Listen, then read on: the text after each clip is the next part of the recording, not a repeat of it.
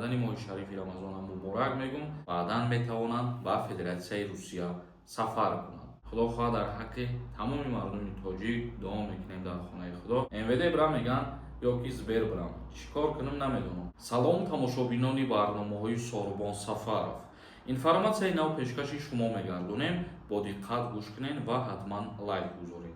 Нафарҳое ки мехоҳем донистанд аз Россия депортатсия дорем ё ки надорем, номерои WhatsApp мебарояд бинависонед, проверка запрет мекунанд.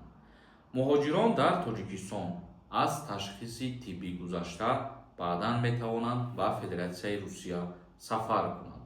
Акнун муҳоҷирони меҳнатии тоҷик метавонанд қабл аз сафар ба Русия дар Тоҷикистон аз ташхиси тиббӣ гузаранд. Дар ин бора расонаҳои Федератсияи Русия хабар доданд.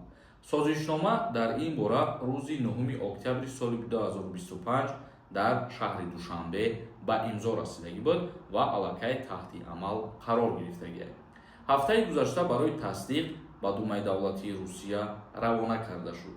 дар асоси ин ҳуҷҷат ҳукумати Русия ба муҳоҷирони тоҷик имконият медиҳад ки барои гирифтани иҷозатномаи кор ё патент қабл аз сафар ба Русия дар ҷумҳурии Тоҷикистон дар маркази тиббие ки тибқи қонунгузории Русия фаъолият мекунад аз ташхисҳои тиббии зарурӣ гузарад ва маълумотномаро пешниҳод намояд. Кормандони ин марказ ба маҳзани маълумотҳо дар бораи гирифтори бемориҳои сироятӣ дастрасӣ хоҳанд дошт. аммо ҳанӯз маълум нест ки маркази мазкур дар кадом муассисаи тиббии Душанбе фаъол мешавад. дар ана ҳамин духтурои шаҳри Душанбе ҳамин хизматрасонӣ кадомеш ки кору фаъолияти худша шурӯъ кард, худо хоҳад мо боз видео мекунем ва бо маълумоти шумо мерасонем. ва аллакай ҳукумати Федератсияи Русия ин чиза иҷозат дод барои шаҳрвандои тоҷик ки пеш аз сафар кардан ба Федератсияи Русия ҳамин маълумотномае ки аз духтур мегирифтен ва баъдан мерафтен ҳуҷҷатотонро барои патент пешниҳод мекарден, имконият дод ки ҳамин маълумотномаи тиббиро аз шаҳри Душанбе шумо дастрас кунед ва ба маълумотномаи тиббии тайёр рафта баъд ҳуҷҷатотонро сари вақт пешниҳод бикунед. ин буд як хабари нав барои шаҳрвандои тоҷик дар Федератсияи Русия. комментарияҳои шуморо мехонем ва ба саволотон ҷавоб мегардонем. бародаро, касе ки мехоҳад границаи Қазоқистон бигзара, номерои Саид граница мебарояд, занг бизанед, шуморо бо нархи арзон граница мебарад. Некрӯз Амонов нависонда.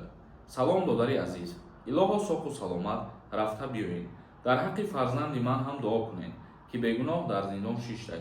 барои модари захмдида дуо кунед. илоҳо зиёрататон қабул шавад. Омин. боз дар ҳаққи ҳамаи муҳоҷирони мо дуо кунед ки илоҳо мушкилашон худо осон кунад. иншааллоҳ мо ки соҳу саломат рафта расем, худо хоҳад дар ҳаққи тамоми мардуми тоҷик дуо мекунем дар хонаи худо ва ҳазор раҳмати калон барои суханҳои хубе ки дар комментария ба ман нависонден. зинда ва сарбаланд бошед. шуморам худованд ба он ҷои муқаддас насиб гардонад. Далер Бегов нависонда. Салому алейкум ака. Патент тамом нашида, бо патент кунам. 1-2 моҳ кор кунам, Тоҷикистон бурам. бо метавонам биём айсари нав патент карда ё не? Пешакӣ раҳмат. мақсади гап ки шумо патентон вақте ки тамом шиданӣ мешавад, пеш аз муҳлаташ аз Федератсияи Русия берун бароен, ин ягон мушкилӣ намешавад барои айсари нав омада ва айсари нав патент гирифтантон. Гулия нависонда. Сорбон бародар, илтимос ҷавоб ден. картаи Сбер маҳкам кардиам. МВД бирам меган ё ки Сбер бирам, чӣ кор кунам намедонам. як шинос мон гуфт ки ду бачам ин ҳамин положенида буд. МВД рафтаи ҳама документош туурияй. барои маҳкам кардани карта депортш кардай. чӣ кор кунам? илтимос ҷавоб ден. картара сабаби маҳкамкунишон бисёр ягон нарушения доштантон мешавад. ё ки як сабаби дигараш дар реестр номтон буданаш мешавад ки албатта ин чиза МВД Русия маҳкам мекунад, запрос метиҳанд ва дар ҳолате ки шумо аввалан мушкилиҳотонро ҳал карда бошед, ягон проблема надошта бошед, баъдан мерен дар уҷа дархост мекунед ва мегиранд шудаш мекунанд. боз Искандар ба нависонда. роҳи сафед. аллоҳ ҳаҷтона қабул кунад. омадани моҳи Рамазон ба шумо муборак бошад. ба кулли мардуми тоҷик ва кулли мардуми мусалмон омадани моҳи шарифи Рамазона муборак мегум ва раҳмати калон як бори дигар барои суханҳои хубтон. худованд розӣ бошад. мо баъд аз 2 рӯз бигем ки сафар дорем ва видеоҳои моро пайгирӣ кунед. ягон чизи хуб боз пешкаши шумо мегардонем. як нафари дигар нависондае ки салому алейкум акаи Солмон.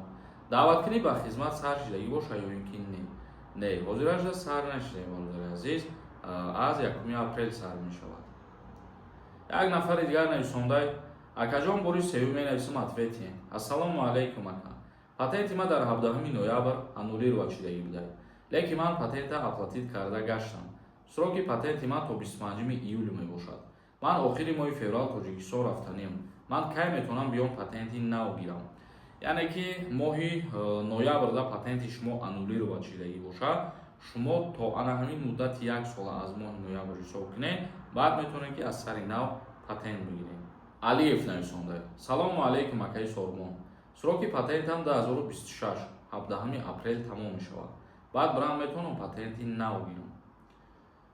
Яъне ки патентон агар сухтагӣ набошад, ягон пулош дер супоридагӣ набошад, ҳозир дар Тоҷикистон бошем, аз нав рафта патентгириро дар назар дошта бошем, бале бародари азиз.